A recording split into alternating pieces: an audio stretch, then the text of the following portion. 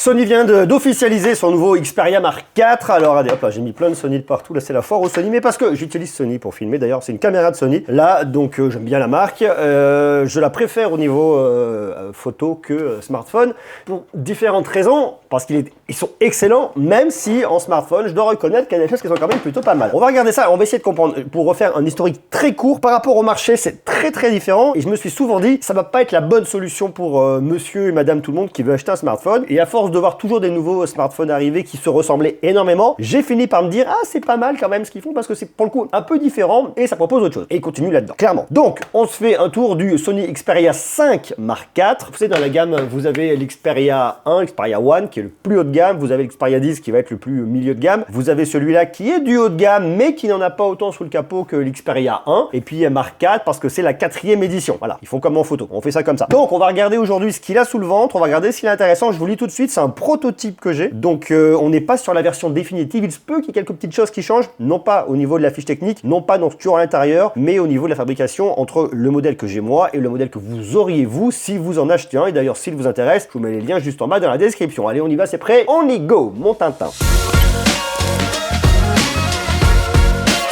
Alors regardez, en termes de design, on reste dans ce que Sony sait faire, dans ce que Sony aime faire, c'est-à-dire un smartphone assez long avec une super prise en main. L'intérêt effectivement d'être très long comme ça, c'est qu'on a un écran 21/9 et ce que nous dit Sony, c'est que c'est le ratio cinémascope pour avoir vraiment une expérience cinéma sur leur smartphone. C'est l'idée. Une fois de plus, hein, Sony, ils veulent allier tous les mondes qu'ils maîtrisent. Des fois c'est bien et des fois c'est un peu moins bien, à savoir un écran Bravia OLED avec la meilleure qualité que vous pourrez retrouver effectivement ici, de l'expérience audio, qui sont très forts également dans tout l'audio, notamment au niveau des différents casques, ça on en a déjà parlé, on en parlera ultérieurement également. Expérience au niveau de la photo, expérience au niveau de la vidéo, expérience du côté du gaming avec PlayStation, donc c'est vraiment toute cette idée qu'on va avoir ici dans ce smartphone et dans les smartphones de Sony. Ici c'est une diagonale de 6,1 pouces et c'est un écran OLED. Donc on a un écran qui est, je trouve une fois de plus, bien fait, bien calibré, il est plus lumineux que ce qu'on avait sur la génération précédente. On est sur un Android 12 ici, avec 3 ans de mise à jour de sécurité, je trouve que c'est un petit peu trop terne par rapport à ce qu'on peut retrouver aujourd'hui chez d'autres concurrents, vous voyez, parce qu'il n'y a pas de délimitation, il n'y a pas de séparation, c'est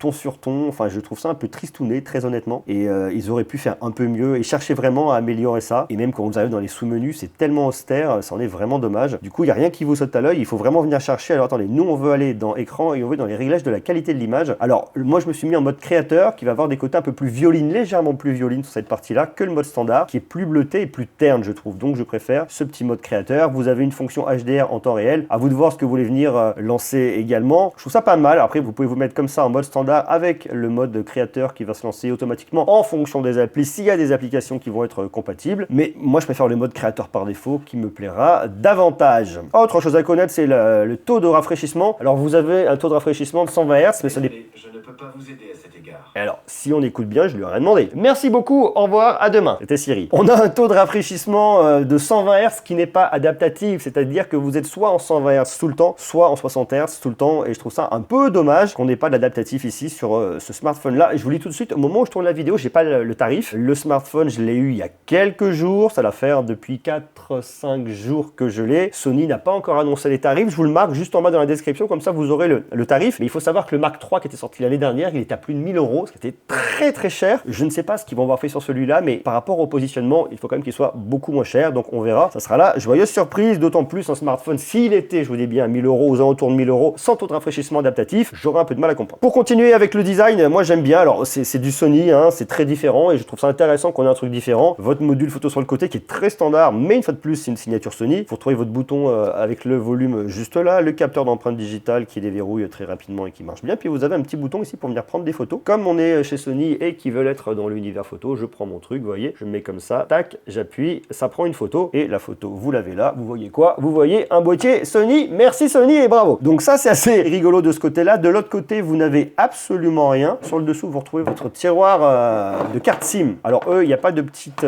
pique pour venir l'ouvrir. Vous le prenez, vous l'ouvrez et vous l'avez directement comme ça, ce qui est pas mal non plus. Carte SIM là et SD de l'autre côté. Comme ça, vous êtes peinard et vous pouvez venir augmenter le stockage. À noter, vous le voyez ici, vous avez une prise jack pour une excellente expérience audio. On est en iRes ici, on est également en iRes wireless, wireless sans fil. Donc si vous avez des écouteurs sans fil, Sony ou autre, eh bien vous pourrez avoir une expérience sans fil. Voilà le principe. principe, le smartphone est plutôt bien fichu, bien fabriqué, très réactif, il fonctionne bien. Vous avez ici un des derniers processeurs de Qualcomm, c'est le Snapdragon 8 Gen 1. Alors, ce qu'on va venir reprocher à ce processeur, c'est qu'il va chauffer un petit peu trop. Alors, une fois de plus, et je vous le dis, moi j'ai vraiment un prototype et mon prototype il chauffe. Il chauffe beaucoup, donc j'ai vachement de chaleur. Vous voyez, j'ai une petite chaleur ici et quand je joue, ça chauffe davantage. Alors, de toute façon, la chaleur, on l'aura parce que ce processeur, il vient chauffer. Il n'y a pas de magie, mais je suis pas sûr qu'il chauffe autant que ce que je peux avoir moi. Ça vient, à mon avis, du proto. À confirmer sur des tests ultérieurement qu'on pourra retrouver chez tous mes copains de la presse. Tout en sachant, et je vous le dis quand même, qu'ici vous avez un Corning Gorilla Glass Victus, donc c'est un smartphone qui est résistant. Alors moi je l'ai baladé et les smartphones je les balade en conditions réelles. Hein. C'est-à-dire je devrais faire plus gaffe, je sais. Je balade dans ma poche avec un smartphone, avec 2 smartphones, avec 3 smartphones, ça fait des très grandes poches. Comme ça on voit vraiment s'il est résistant et j'ai pas noté de marque particulière, je le trouve plutôt bien fait, y compris à l'arrière, hein, vous voyez, parce qu'il a frotté, ça fait une petite balade tout à l'heure dans ma poche avec un autre smartphone et ça bouge pas. Donc bon, plutôt correct. Alors il y a un autre truc moi qui m'a vraiment plu pour le coup, je vous montre, c'est sur YouTube, c'est que je trouve qu'on a de l'audio de qualité avec les haut-parleurs. C'est plutôt rare, donc il faut venir le souligner ici. Vous avez, alors il n'y a pas une vraie symétrie entre les deux haut-parleurs parce que ce ne sont pas les mêmes haut-parleurs, mais regardez, premier haut-parleur qui est planqué juste ici là et non pas sur le côté. Donc en termes de directivité, on est pas mal, ça vous arrive en face. Et le deuxième, il est là, donc on va vraiment avoir la même directivité entre droite et gauche. À gauche, le haut-parleur sera un peu plus petit, donc ça sera un peu différent. Ça sera pas complètement précis, mais déjà le fait d'avoir cette même directivité, c'est beaucoup plus immersif et je trouve ça vraiment pas mal. Alors là, je l'ai mis à fond, on n'est pas obligé de le faire gueuler. Mais je trouve que le son est clair, le son marche bien. Vous avez un spectre qui est large, on va pas non plus faire des caisses, on reste sur un smartphone. Mais je trouve que c'est bien, hein, franchement. Et moi, j'ai beaucoup de plaisir à venir écouter des films, des séries comme ça, à venir jouer à des jeux. Je trouve que c'est immersif et ça marche bien. Et je vous le dis une fois de plus, il y a très peu de smartphones où c'est le cas. Donc ça, il faut vraiment le souligner et dire que Sony a fait du beau boulot là-dessus. Je trouve aussi que le job est plutôt bien fait aussi au niveau de l'audio de façon globale. Alors on a du Dolby Atmos bien évidemment, iRes Audio, je vous l'ai dit, on a du LDAC, on a également le DSE Ultimate. Ça va être un upscaling qui va augmenter, qui va améliorer la qualité audio si jamais votre source est pas parfaite, ça viendra l'améliorer. Bon, c'est jamais que du logiciel. Et surtout là, ici, il est prêt pour le Bluetooth LE. Et ça, c'est bien. Et ils nous l'ont dit Sony, hein, ils ont mis une nouvelle structure au niveau des haut-parleurs et je trouve que pour le coup, ils ont bien bossé. Alors après, il y a plein de petites choses, ils aiment bien les logiciels chez Sony, des fois c'est bien, des fois un peu moins bien. Là, c'est bien. Musique Pro, vous pouvez venir enregistrer différents projets. Si vous, par exemple, vous décidez de parler, de chanter, vous pouvez le mettre à cette distance-là. Ah, je chante. Je ne chante pas, mais je pourrais chanter. Si vous voulez faire de la guitare, vous le baissez un petit peu pour que ça vienne capter à la fois la guitare et votre voix. Et après, vous venez moduler. Plus de voix vous rapprochez, plus de guitare vous modulez. Voilà, vous bougez à distance. Pas trop loin parce que vous risquez de récupérer trop le bruit de pièce, mais pas trop proche non plus, sinon vous allez venir coucher le micro, ça va saturer, ça sera pas terrible. Donc cette petite fonctionnalité, je la trouve pas mal. Une fois de plus, Sony s'adresse aux créateurs, aux créatifs. Là, si vous êtes musicien, un vrai zikos et que vous voulez maqueter sur votre smartphone, tiens, j'ai une idée, ah là là là, hop, paf, un tube, on l'enregistre et il sort à la radio. Ou pas, ou sur Spotify, où vous voulez. Ou peut-être il sortira jamais. En tout cas, celui-là, il sortira jamais. C'est une certitude. Donc ça, c'est plutôt bien, plus que dans le côté applicatif. Alors, ils nous font toujours des choses très bizarres, ça reste Sony. Chose qui est bien et qui date pas d'aujourd'hui, mais d'il y a quelques temps, eh bien, ils ont unifié les applications photo. Une fois de plus, Sony s'adresse aux créateurs, aux créatifs, pas tant au commun des mortels. On peut, hein, si vous êtes le commun des mortels, mais je trouve que des fois, ce smartphone, il vaut mieux l'avoir si vous connaissez déjà un petit peu l'univers Sony. Donc ça, c'est le mode basique. Moi, je suis venu shooter toutes mes photos en mode basique, parce qu'après, vous avez d'autres modes, vous avez un mode automatique, ok, le programme automatique, l'obturateur, un mode manuel, enfin bref, il y a pas mal de différentes possibilités pour retrouver un peu l'univers des boîtiers Sony Alpha. Pour ma part, je considère que je teste ce smartphone comme si quelqu'un ne connaissait pas grand chose et ne veut pas s'embêter, comme si je prenais un autre smartphone et que je voulais pas mettre le mode professionnel. Donc je vous ai tout shooté comme ça. Alors, premier truc que j'aime pas des masses, c'est que lorsque je viens shooter comme ça, vous voyez, je fais une photo en x1 et lorsque je veux remonter, eh ben, je trouve ça relou. Alors le x07, il est là, il est facile, mais si je veux aller sur un truc un peu plus haut, ben, il faut vraiment que je le monte là, je peux appuyer là, mais en fait c'est graduel et pour autant, là vous voyez, si je retourne tout de suite sur le x1, eh ben, c'est galère, il faut vraiment que je redescende et je l'ai pas directement. Donc je trouve qu'il y a un truc qui est un poil relou, il faudrait des petits raccourcis ou alors pour autant c'est très intuitif si je veux y aller progressivement, mais je suis sur de la photo donc ça ne m'intéresse pas et voilà, ça je trouve que c'est pas complètement dingue. Alors pour autant, une fois de plus, c'est Sony, il nous rajoute plein de petites choses, hein. Vous voyez, vous avez plein de petites options, vous pouvez venir régler votre bokeh ici, gna gna gna, bref, bon, il y a plein d'options, on est une fois de plus chez Sony et dans l'idée pourquoi pas, c'est différent, mais une fois de plus, et je pense vraiment qu'ils viennent chercher et qu'ils veulent s'adresser à des personnes qui connaissent la marque, qui aiment et qui veulent retrouver une extension un peu de leur boîtier. Alors on a un truc qui est très très bien chez Sony, c'est la reconnaissance du visage, vous voyez, ça me reconnaît, avec l'eye tracking, il traque mon œil, donc là vous le voyez, il y a vraiment le petit truc sur l'œil, la reconnaissance de ma tronche, donc ça marche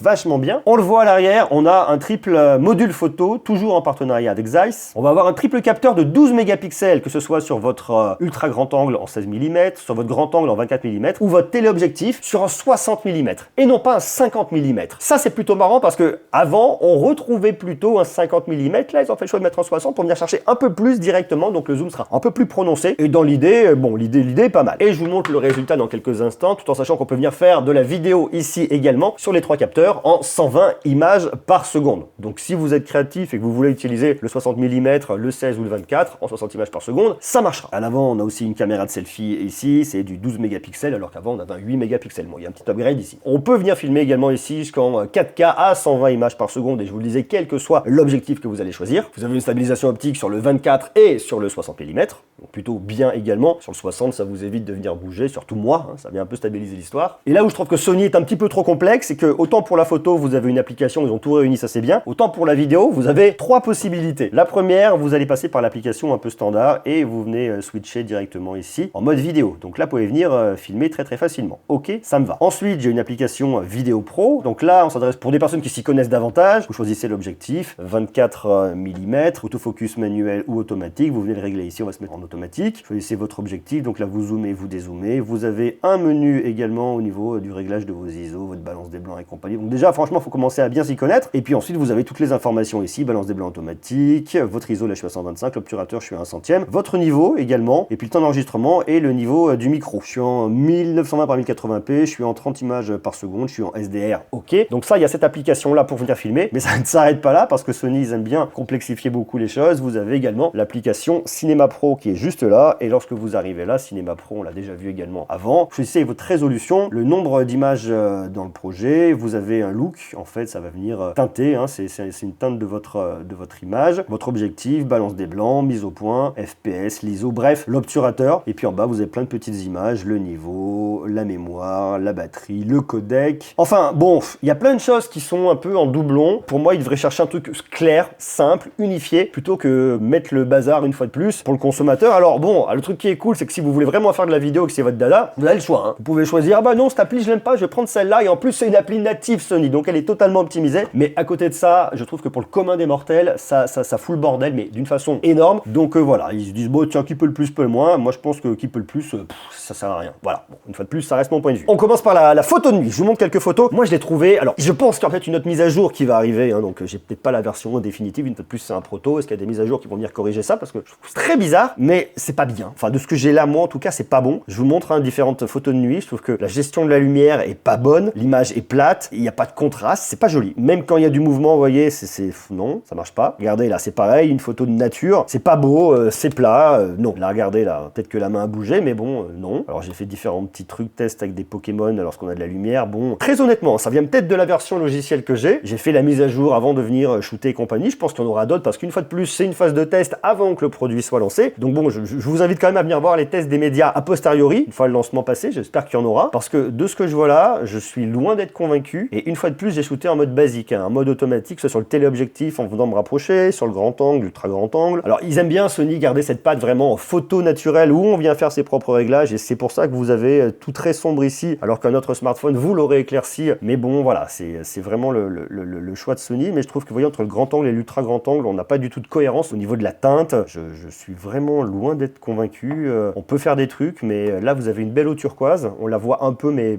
Voilà, je suis pas transcendé, hein, je vous montre rapidement, mais on peut faire des choses. La caméra de selfie, c'est pareil, on a augmenté la qualité, mais bon, ça me transcende pas. Donc, je reste un peu sur ma faim au niveau de toute la partie photo, et je trouve que vu l'endroit où je vous ai emmené, vu les paysages qui sont magnifiques, ça les sublime pas. Et ça me frustre vachement. Regardez, là même là, vous voyez, là, au niveau des hautes lumières, c'est pas dingue. Alors, c'est sur l'ultra grand angle, mais bon, normalement, ça devrait quand même être pas trop mauvais. Et là, il a du mal, hein, donc là, j'ai continué d'autres plans dans Paris. Voilà, on peut faire des choses, hein, mais bon, je pense qu'il faut vraiment une mise à jour qui va sublimer ça. Là, les hautes lumières, si vous regardez les hautes lumières là, regarde, il y a le soleil, effectivement, mais il y a d'autres smartphones qui sortiront beaucoup mieux, et du coup, voilà, ça me perturbe un peu, et une fois de plus, bon, on peut faire des trucs, mais voilà. Je suis pas hyper emballé.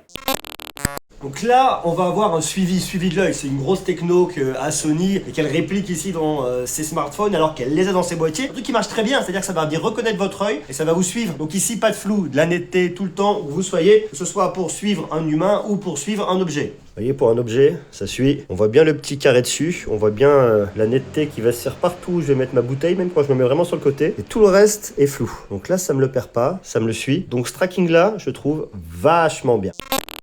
Alors c'est un smartphone qui bénéficie d'un upgrade au niveau de la batterie. On passe d'une batterie de 4500 mAh à une batterie de 5000 mAh cette année, donc ça c'est quand même plutôt bien. Ici Sony nous annonce 3 ans de vie au niveau de sa batterie, donc bon, ok. Avec une charge rapide 30 watts, est-ce qu'aujourd'hui on peut continuer à dire que 30 watts c'est de la charge rapide? Je suis pas extrêmement convaincu. Vous le rechargez à 50% en 30 minutes. Tout en sachant que le bloc de charge n'est pas fourni dans la boîte et d'ailleurs le câble non plus. Et qu'ici vous n'avez pas de recharge sans fil. Il a une certification IP65 et IP68, donc résistant à l'eau et à la poussière, donc ça c'est bien. Et si vous souhaitez rajouter une deuxième carte SIM, parce que je vous ai montré tout à l'heure que vous avez une seule carte SIM, vous pouvez avoir une eSIM. Donc bon, ce smartphone, est-ce qu'il faut venir l'acheter? Ça dépend vraiment de vous, parce que si vous êtes amoureux de Sony, si vous aimez la marque, si vous avez déjà eu une expérience Sony au niveau d'un smartphone, pourquoi pas? Moi je peux pas vous donner aujourd'hui un retour fermé définitif par rapport à la photo, parce que je le trouve un peu moyen, mais ce qui est sûr, et connaissant l'univers de Sony et ce qu'aime faire Sony, ce qui est une certitude, c'est que de toute façon, si vous voulez un smartphone un peu point and shoot automatique, où vous prenez une photo et vous avez un algorithme qui va bosser derrière pour vous embellir et vous sortir la meilleure photo, c'est pas là-dessus qu'il faut aller. Si vous voulez venir acheter ce smartphone, c'est que vous aimez venir gratter vos paramètres, c'est que vous voulez gérer vous-même votre propre photo, parce que même s'il y a un mode automatique et même si la photo sera optimisée et améliorée grâce à différentes mises à jour, j'imagine, et en tout cas j'ose l'espérer, parce qu'en l'état, il y a vraiment encore des choses à faire, eh bien ça ne sera pas parfait, parce que ce qui va être de la zone d'ombre restera de la zone d'ombre, parce que c'est de la photo telle qu'elle est, normalement. Donc Sony n'a pas fait le choix d'implémenter des algorithmes qui vont venir tout embellir et tout éclaircir. C'est à vous de faire le taf, puisqu'ici c'est un smartphone qui est destiné plus à des créateurs, des créatifs et à des photographes. Donc ça c'est extrêmement important, il faut vraiment venir le savoir, parce que si vous voulez un smartphone, clac, une belle photo, et tout est géré automatiquement, non. Ici on vient dedans, on gratouille ici et ça. Et c'est ce qui explique également tous ces paramètres qui sont un peu bizarres, hein, cinéma pro, vidéo pro, musique pro, on le voit, on s'adresse aux créatifs. Donc bon, moi ce que j'aime bien ici c'est la dalle, même si je lui reproche de ne pas avoir un taux de rafraîchissement 100 Hz adaptatif, aujourd'hui c'est un peu quand même une aberration sur un smartphone comme ça. L'expérience multimédia malgré tout est quand même plutôt pas mal, on a une très bonne expérience de visionnage, une superbe expérience audio, c'est un smartphone qui est puissant, qui vous permettra de faire tourner tous les jeux que vous voulez très facilement, à venir chauffer un peu, ça c'est à cause du Snapdragon 8 Gen 1, bon, plus grosse batterie et meilleure autonomie, dans l'ensemble bien, si vous aimez ce format là, si vous aimez Sony, et si vous êtes créatif et que vous aimez venir gratter dans votre smartphone. Dites-moi vous ce que vous en pensez, est-ce que vous avez déjà eu un smartphone de Sony il y a très longtemps ou récemment? Si c'est récent, est-ce que vous aimez leur façon de faire, est-ce que vous comprenez leur façon de faire et est-ce que vous vous y retrouvez et est-ce que vous pourriez vous y retrouver une fois de plus dans ce smartphone? Dites-le moi en commentaire parce que c'est vraiment intéressant, j'ai eu l'occasion de parler avec Sony, d'ailleurs il y a le podcast à ce sujet-là qui est pas si vieux, où on comprend un peu leur façon de faire, on comprend où ils veulent aller, on comprend leur fonctionnement, donc je vous invite à venir l'écouter si vous êtes curieux et vous voulez savoir comment ça se passe réellement dans la tête de Sony. Dites-moi ce que vous en pensez vous, en bas, dans les commentaires, et puis nous on se retrouve très rapidement bien évidemment pour continuer à parler de tech, et ça c'est une excellente nouvelle. Voilà, je vous embrasse, prenez soin de vous, des bisous.